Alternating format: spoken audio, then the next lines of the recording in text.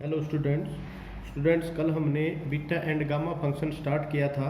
Beta and gamma functions में हमने beta function start किया था और बीटा फंक्शंस की हमने प्रॉपर्टी भी पढ़ी थी। तो स्टूडेंट उन प्रॉपर्टी से हमने क्वेश्चन भी किए थे और क्वेश्चंस करने के बाद फिर मैंने अप टू थ्री क्वेश्चन हमने कर लिए थे। आज हम फोर्थ फिफ्थ और सिक्स सेवन्थ जो इस एक्सरसाइज के क्वेश्चन हैं 2.1 के ये क्वेश्चन करेंगे। और स्टूडेंट अगर किसी को कोई क्वेश्चन नहीं समझ में आया है और या कोई आर्टिकल जो कल कराए थे वो बहुत इंपॉर्टेंट आर्टिकल है, अगर किसी को कोई चीज़ नहीं समझ में आई है तो वो मेरे से पूछ सकते हैं। तो स्टूडेंट फोर्थ क्वेश्चन ये है आपका 0 to n 1 माइनस में x बाई n पूरे की पावर n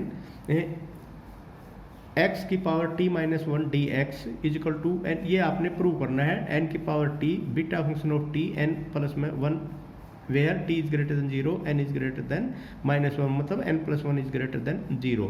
तो यहाँ देखो स्टूडेंट वही बात पहले वाली ये मैंने बताई थी, जब भी 1 माइनस में जो भी होता है वो 1 माइनस में सिंपल x होना चाहिए। अगर कोई दूसरी चीज़ है तो उसको आप चेंज कर लो।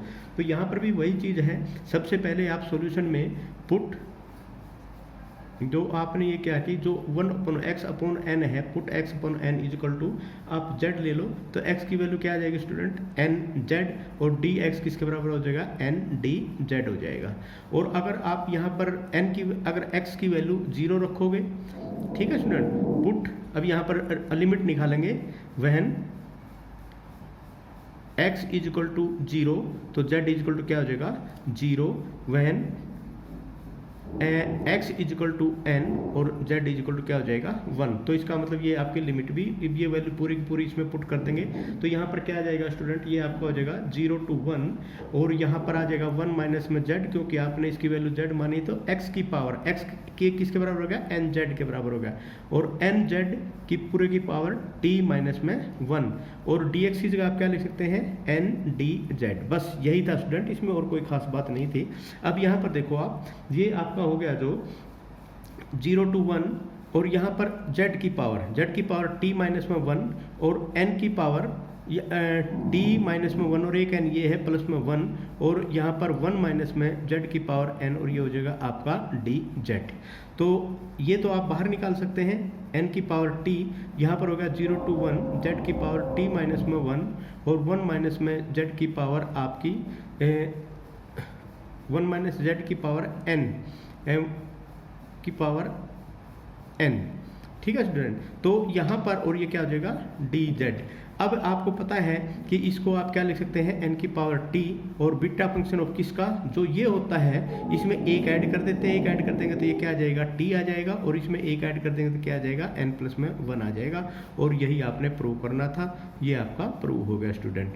तो इसके बाद स्टूडेंट आप क्वेश्चन नंबर फिफ्थ करेंगे। फिफ्थ क्वेश्चन भी आपका बहुत ही सिंपल है, 2 मिनट में वो क्वेश्चन हो जाता है। क्वेश्चन नंबर फिफ्थ आपका क्या कहता है 0 to इन्फिनिटी है, x की पावर 3 है, 1 प्लस में x की पावर 7 और ये आपका dx है इज इक्वल टू 160 आपने प्रूव करना है। अब इसमें देखो स्टूडेंट ये तो बहुत ईजी क्वेश्चन है, ये तो फार्मूला ही है आपका, आपको पता है बीटा mn किसके बराबर होता है, beta mn is equal to ये अगर देखा जाए तो यहाँ पर बीटा mn इसमें किसके बराबर होता है, वो होता है 0 to इन्फिनिटी x की पावर m और यहाँ पर क्या हो जाएगा x की पावर m माइनस में 1 और 1 प्लस में x की पावर m प्लस में n। अब यहाँ पर देखना है m n क्या है। तो यहाँ देखो अब इसके अनुसार अगर आप देखोगे तो बीटा की ये m माइनस में 1 मतलब इसमें 4, इसकी जगह आप क्या लिख सकते हैं 4 माइनस में 1 और यहाँ पर आप क्या लिख सकते हैं 1 प्लस में x की पावर 4 प्लस में 3, n की जगह ये आ गया और इसकी जगह क्या आ गया ये 4 माइनस में 1 आ गया। तो ये अब आपके पास क्या हो गया, इसको आप क्या लिख सकते हैं, इसको आप लिख सकते हैं बीटा ऑफ, यहाँ पर ये था m इसमें एक ऐड करते थे, इसमें एक ऐड करोगे तो क्या आ जाएगा 4 आ जाएगा और यहाँ पर आपका n की वैल्यू 3 है तो ये इसके 4 3 के बराबर हो जाएगा। तो बीटा 4 3 आ गया, बीटा 4 3। अब एक बात देखो स्टूडेंट, आपको शायद पता भी होगा बीटा 4 3 इसके बराबर पुट करना आपने 160 के बराबर पुट करना है। तो इसका मतलब क्या होगा, सबसे पहले 4 माइनस में 1 का फैक्टोरियल, उसके बाद 3 माइनस में 1 का फैक्टोरियल डिवाइड बाई 4 प्लस में 3 माइनस में 1 का फैक्टोरियल। तो 4 माइनस 1 का फैक्टोरियल क्या हो गया, यहाँ पर आपका 3 फैक्टोरियल और इनटू में 2 फैक्टोरियल और डिवाइड बाई 6 फैक्टोरियल स्टूडेंट। तो 3 दूनी 6, 6 से 6 कट गया, 500 का 20 दिया 500 का 20 दिया 60, तो ये आपका क्या बच गया स्टूडेंट 1/60। तो ये आपका प्रूव हो गया 1/60, तो ये हैंस आपका प्रूव आ गया। तो सॉरी ये यहाँ पर, तो ये देखो 4 माइनस में 1 फैक्टोरियल, 3 माइनस 1 फैक्टोरियल, ये फार्मूला होता है 4 प्लस में 3 माइनस 1 फैक्टोरियल, ये बीटा एम इसके भी बराबर होता है इक्वल टू इस 3 का फैक्टोरियल, और यहाँ पर क्या हो जाएगा 2 का फैक्टोरियल, और ये 6 का फैक्टोरियल, इसको सोल्व कर दो 1/60 आ जाएगा स्टूडेंट। ठीक है, ये 5वां क्वेश्चन था स्टूडेंट। उसके बाद आपका क्वेश्चन नंबर 6, ये है स्टूडेंट आपका क्वेश्चन नंबर 6। और इस क्वेश्चन नंबर 6 में आप सबसे पहले देखो स्टूडेंट, यहाँ पर जब आप इसका सॉल्यूशन करेंगे तो सॉल्यूशन में आप यहाँ पर देखो, आपके पास यहाँ पर क्या होना चाहिए, यहाँ पर भी और यहाँ पर भी 1 प्लस में x होना चाहिए, ठीक है ना। तो अब यहाँ 1 प्लस x आपका कब होता है, इसको मैंने आपको कल भी बताया था। तो इसका डिवाइड बाई कर देंगे तो यहाँ पर क्या हो जाएगा 1 आ जाएगा, इसका डिवाइड बाई a कर देंगे पूरे का, तो यहाँ पर क्या आ जाएगा 1 आ जाएगा। तो इसका मतलब bx/a इक्वल टू z ले लो। तो पुट यहाँ पर जो आप पुट करेंगे student, put bx/a is equal to z, या आप ये भी कह सकते हैं bx is equal to A z, bx is equal to A z, bdx is equal to a d z, और dx is equal to a/b, and ये क्या हो जाएगा आपका dz हो जाएगा। तो यहाँ से अब देखो put x is equal to 0, जब इसको 0 पुट करोगे तो z इज इक्वल टू 0, और put x is equal to infinity, अब x is equal to infinity put करोगे तो z is equal to infinity हो जाएगा। तो सिंपल सी बात है, यहाँ पर क्या हो जाएगा 0 टू इन्फिनिटी, x की वैल्यू क्या आएगी, x की वैल्यू अब यहाँ पर निकालो, x की वैल्यू आ जाएगी यहाँ से ही निकाल लो, x is equal to a/b, और ये हो जाएगा z। तो यहाँ पर हो जाएगा a/b, और यहाँ पर z, और इस पूरे की पावर क्या हो जाएगी m माइनस में 1, और डिवाइड बाई a प्लस में bx की जगह क्या लिख लेंगे az, और यहाँ इसकी पावर क्या हो जाएगी m प्लस में n, और यहाँ पर dx की पावर dz में रखेंगे तो क्या हो जाएगी a/b, और ये हो जाएगी dz। बस सिंपल है। तो यहाँ पर आपका क्या आ जाएगा, अब इसमें जो स्टूडेंट ये आपने किया था, इसको ये जो आपके पास था, ये जो आपका फंक्शन था, ये मैं लिख भी देता हूँ, चलो 0 टू इन्फिनिटी x की पावर m, और डिवाइड बाई a प्लस में bx की पावर m प्लस में n, ये किसके बराबर होगा, इसके बराबर होगा।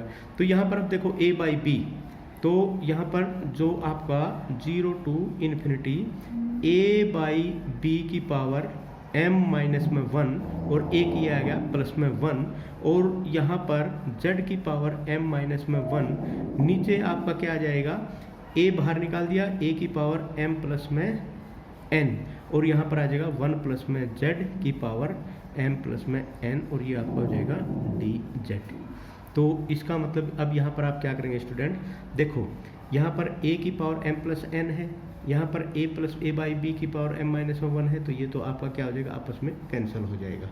ठीक है स्टूडेंट, तो यहाँ पर अब a और b अलग अलग कर लो, तो इसमें क्या हो जाएगा आपका 0 टू इन्फिनिटी a की पावर m, ठीक है, और नीचे भी मैं m कर देता हूँ, b की पावर भी m कर देता हूँ, a की पावर नीचे क्या है m प्लस में n, तो ऊपर ये पावर जाकर क्या हो जाएगी माइनस m, और माइनस में n हो जाएगी, और यहाँ पर z की पावर m माइनस में 1, यहाँ पर देखो student 0 to infinity a/b m की पावर, यहाँ पर m की पावर -1, और एक ये a/b है, इसकी पावर -1 और प्लस में 1 हो जाएगी। ठीक है, और यहाँ z की पावर m माइनस में 1 ये हो जाएगी, यहाँ से a बाहर निकालो, a प्लस m प्लस में 1 हो जाएगी, और ये आ गया। अब उसके बाद इसको अलग अलग कर दो, क्योंकि ये आपका बिल्कुल अलग अलग, ये b नीचे आ जाएगा, तो यहाँ पर हो जाएगा 1 प्लस में z की पावर m प्लस में n। अब ये a की पावर m प्लस में n, इसको ऊपर ले जाओ तो पावर क्या आ जाएंगे माइनस हो जाएंगे, ये आपके नीचे आ जाएगी। बस, तो m से m कैंसिल, तो a की पावर क्या आएगी -n। तो यहाँ पर क्या हो जाएगा स्टूडेंट, a की पावर -n है, तो यहाँ पर इसको बाहर ही निकालो, क्योंकि इसका तो इसके अंदर कोई वो तो है ही नहीं इन्फिनिटी, और यहाँ पर z की पावर m माइनस में 1, और यहाँ पर 1 प्लस में z की पावर m प्लस में n हो जाएगा, ये आपका क्या हो जाएगा dz, और ये क्या हो जाएगा dz। तो यहाँ देखो स्टूडेंट, ये भी आपका क्या हो जाएगा an bm, और यहाँ पर ये किसके बराबर है, ये है आपका बीटा फंक्शन ऑफ mn। तो इसीलिए जो प्रॉपर्टी आपको जो ये कराई थी ना स्टूडेंट प्रॉपर्टी, वो प्रॉपर्टी आपने जरूर ध्यान देनी। देखो यहाँ पर ये प्रॉपर्टी लगी कि बीटा mn इसके बराबर भी होता है। तो ये था क्वेश्चन नंबर 6। अब स्टूडेंट हम क्वेश्चन नंबर 7 करते हैं। स्टूडेंट ये दो क्वेश्चन आपके क्वेश्चन नंबर 7 का फर्स्ट पार्ट और सेकंड पार्ट, देखो इसमें बहुत ही ईजी क्वेश्चन है। अगर आपने दिमाग इसमें देखा तो सबसे पहले यहाँ पर 0 to इन्फिनिटी x की पावर m माइनस में 1 और 1 प्लस में x की पावर m प्लस में n, हम इसको अलग अलग कर लेते हैं dx, और यहाँ पर आपका क्या हो जाएगा स्टूडेंट, इसको भी हम फिर अलग कर देंगे 0 to इन्फिनिटी x की पावर n माइनस में 1 और डिवाइड बाई 1 प्लस में x की पावर m प्लस में n। कुछ नहीं किया है, सिर्फ इसको और इसको दोनों को अलग अलग कर लिया। अब स्टूडेंट यहाँ पर देखो ये आपके पास क्या है, इसको आप लिख सकते हैं यहाँ पर beta function of mn, beta function of mn लिख सकते हैं, और इसको क्या लिख सकते हैं स्टूडेंट, इसको लिख सकते हैं बीटा फंक्शन ऑफ nm। और आपको ये पता है बीटा, बट यहाँ पर आपको पता है beta mn is equal to beta nn, क्योंकि सिमेट्री जो आपने पढ़ी थी, सिमेट्री ऑफ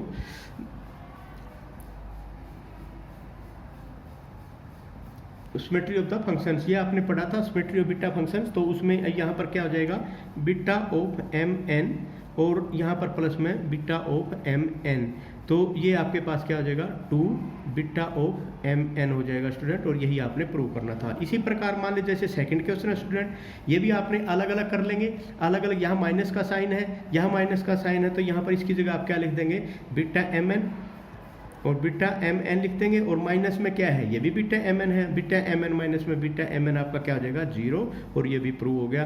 तो ये दो बहुत ही सिंपल क्वेश्चन था, वैसे देखने से लग रहे हैं तो ये बहुत ही मतलब इजी क्वेश्चन है। तो ऐसे ऐसे क्वेश्चन कभी 2 नंबर के आ जाते हैं, तो ये क्वेश्चन में आपने ध्यान देना है, और ये नहीं सोचना है कि भाई 2 नंबर में आएगा बहुत लंबा क्वेश्चन होगा। तो यही ट्रिक्स तो यहाँ पर काम आती है, तभी तो उनको ऐसे सोल्व करते हैं। अब नेक्स्ट क्वेश्चन नंबर 8। तो स्टूडेंट इसमें देखो हमने जो 8th क्वेश्चन है वो ऑलरेडी 8th क्वेश्चन मैंने इसकी प्रॉपर्टी में करा दिया था, ये प्रॉपर्टी वाला ही क्वेश्चन है आपका, ये क्वेश्चन 8th बना दिया इसने एक्सरसाइज में, लेकिन ये प्रॉपर्टी हमने पहले ही कर ली है। तो हम 8th क्वेश्चन नहीं करके हम 9th क्वेश्चन करते हैं, और ये जो 9th क्वेश्चन है आपका वो है स्टूडेंट ये by putting x upon 1 minus में x is equal to A Z upon 1 minus में z, where constant a is suitably selected, show that 0 to 1 x की पावर माइनस 1/3 1 माइनस x की power minus 2/3, और यहाँ पर 1 plus में 2x की power minus 1 dx is equal to 1 by, ये आपका क्या है 9 की पावर 1/3 b और 2/3 एंड 1/3। देखो स्टूडेंट यहाँ 9 की पावर 1/3 तो दे दिया इसने, लेकिन ये आपका मतलब 3 की पावर 2 आ जाएगा, तो 3 की पावर 2/3 भी हो सकता है, तो बीटा फंक्शन ऑफ 2/3 एंड 1/3। तो यही चीज़ आपने देखनी है, सिर्फ ये आपने प्रूव करना है जो दे रखा है आपके पास। फंक्शन ये है, कोई दिक्कत की बात नहीं है, इसमें x अपॉन 1/x की वैल्यू आपने a z अपॉन 1 माइनस में z आपने सेलेक्ट करनी है।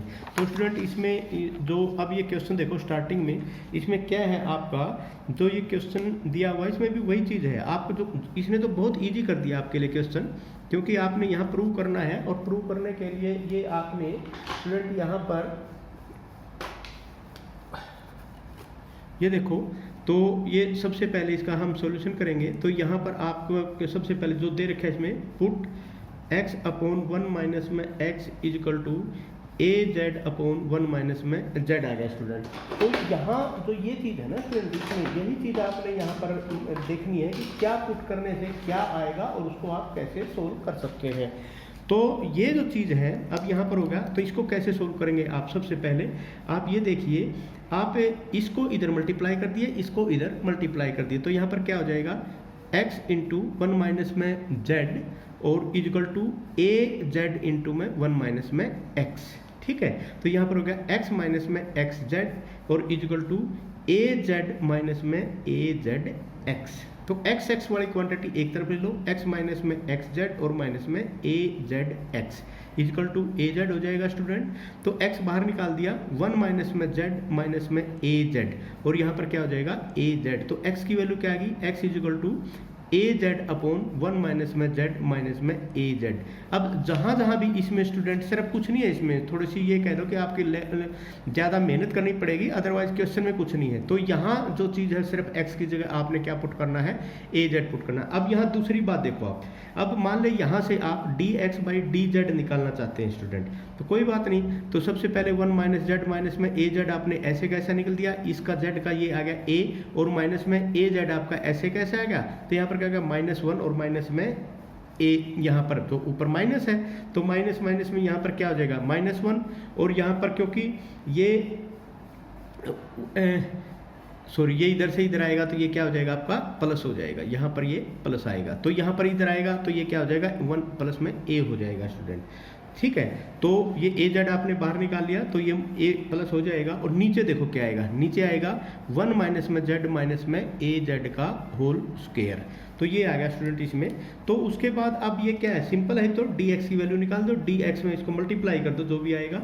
यहाँ पर क्या आ गया, ए माइनस में ए जेड माइनस में ए स्क्वायर जेड माइनस में माइनस माइनस प्लस में ए जेड और माइनस में ए स्क्वायर जेड, और नीचे क्या आ जाएगा 1 माइनस में जेड माइनस में ए जेड का स्क्वायर। तो ए स्क्वायर जेड से स्टूडेंट ए स्क्वायर जेड, तो यहाँ पर आप डी जेड डी जेड यहाँ D x, sorry D x, तो यहाँ पर क्या आएगा आपका डी जेड। एक बार फिर देख लेते हैं, तो यहाँ पर देखो आपका ये यहाँ पर प्लस था स्टूडेंट, इसको प्लस कर दिया आपने, इसको भी प्लस कर दिया, और ये भी आपका ए माइनस में ए जेड प्लस में ए स्क्वायर जेड, तो ए स्क्वायर जेड से तो ए स्क्वायर जेड गया, ए जेड से ए जेड गया। अब यहाँ पर आपके पास क्या बच गया ए, तो इसका मतलब ए d Z divide by 1 minus में जेड, और यहाँ पर माइनस में ए जेड की पावर 2, तो ये 2 पावर इसकी आ गई। तो देखो यहाँ ये अब तो सिंपल क्वेश्चन हो गया। अब हमने एक चीज़ और यहाँ पर निकाली जो हमारे लिए बेनिफिशियरी रहेगी, तो इजी करके हम चलेंगे स्टूडेंट। एक ये वैल्यू और हमने फाइंड आउट करनी है कि भाई 1 माइनस में x क्या होगा और 1 प्लस में 2x क्या होगा। तो सबसे पहले अब हम निकालेंगे 1 माइनस में x। तो 1 माइनस में x निकालने के लिए हम क्या करेंगे स्टूडेंट, तो 1 माइनस में a z और डिवाइड बाई z की वैल्यू ये है 1 माइनस में z प्लस में ए जेड, तो ये क्या हो जाएगा 1 माइनस में z प्लस में ए जेड माइनस में ए जेड, और डिवाइड बाई 1 माइनस में z प्लस में ए जेड, तो इसे गया ये गया, तो ये गया 1 माइनस में z डिवाइड बाई 1 माइनस में z प्लस में ए जेड, ये हो गया। उसके बाद 1 प्लस में 2x, 1 प्लस में 2x, तो यहाँ पर क्या हो जाएगा 1 प्लस में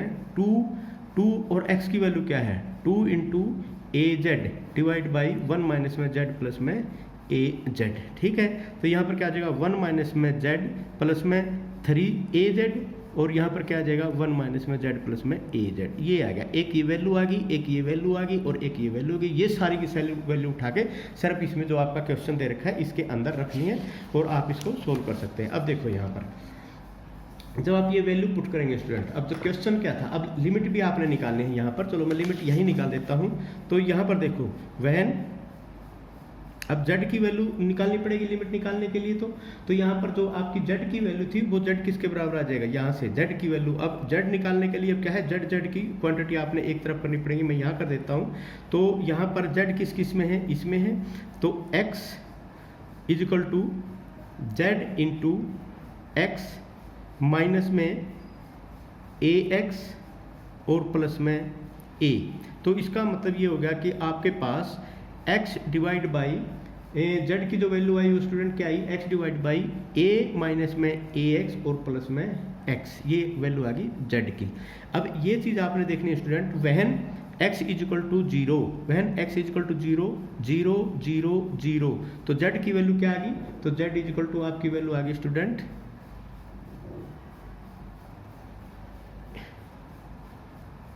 ठीक है student, when x is equal to 0 z is equal to 0, क्योंकि इसके अंदर अगर x is equal to 0 0 divide by कुछ भी हो तो 0 हो जाएगा। When x is equal to आपका क्या था, यहाँ पर देखो इसमें 1 दे रखा है, तो x इज इक्वल टू 1 1, यहाँ पर 1 और यहाँ पर 1, तो a से a कैंसिल हो जाएगा तो 1 आ जाएगा, तो x is equal to 1 z is equal to 1, तो ये भी आपकी लिमिट क्या आ गई 0 to 1 आ गई। अब तो आप सीधी सी बात है स्टूडेंट, अब आप निकालेंगे यहाँ पर नाउ, अभी जो आपके था 0 to 1 और वो पावर दे रखे ना x की पावर माइनस में 1/3, 1 माइनस में x की पावर माइनस में 2/3 और 1 प्लस में 2x की पावर माइनस में 1, ये माइनस में 1 है इसकी पावर, ये आपने ध्यान देना है।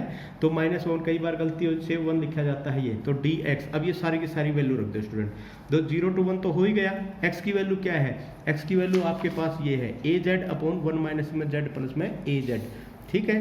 तो x की ये आपके पास क्या हो जाएगा ए जेड अपॉन 1 माइनस में z प्लस में ए जेड, ठीक है, और इसकी पावर है -1/3, माइनस में 1/3।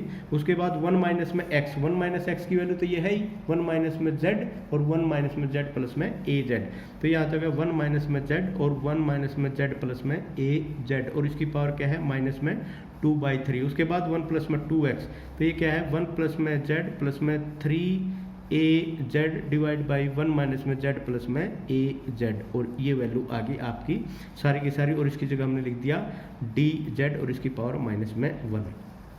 तो ये आ गया स्टूडेंट। अब देखो यहाँ पर आप इसमें जो सीधी सी बात तो ये है स्टूडेंट, जो नीचे देखो सब में 1 माइनस में z प्लस में az, 1 माइनस में z प्लस में az, 1 माइनस z प्लस में az। तो अब सबसे पहले हम ऊपर ऊपर का कर लेते हैं। तो ऊपर ऊपर में करने में हम क्या करेंगे, यहाँ पर देखो आप, और dz की वैल्यू क्या थी, ये भी तो आपने गलत लिखी, dz की वैल्यू है dz dx is equal to dx की value adz divide by 1 minus में z माइनस में az का स्क्वायर, ये आएगी।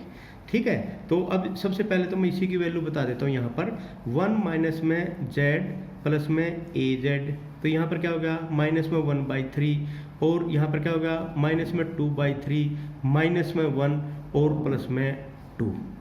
ठीक है जी, तो यहाँ पर -1/3 -2/3 तो 3/3, 1 आ गया, -1 -1 -2 +2 तो 0। ये तो आपका पूरे का पूरा जो नीचे वाला ना स्टूडेंट, ये पूरा का पूरा ये तो 1 आ गया। अब हमने सिर्फ ऊपर ऊपर वाले को देखना है। ऊपर वाले में हमने देखना है a की पावर माइनस में 1/3, a की पावर -1/3, अरे एक ये आ गया तो 1/3 और ये प्लस में 1 हो गया।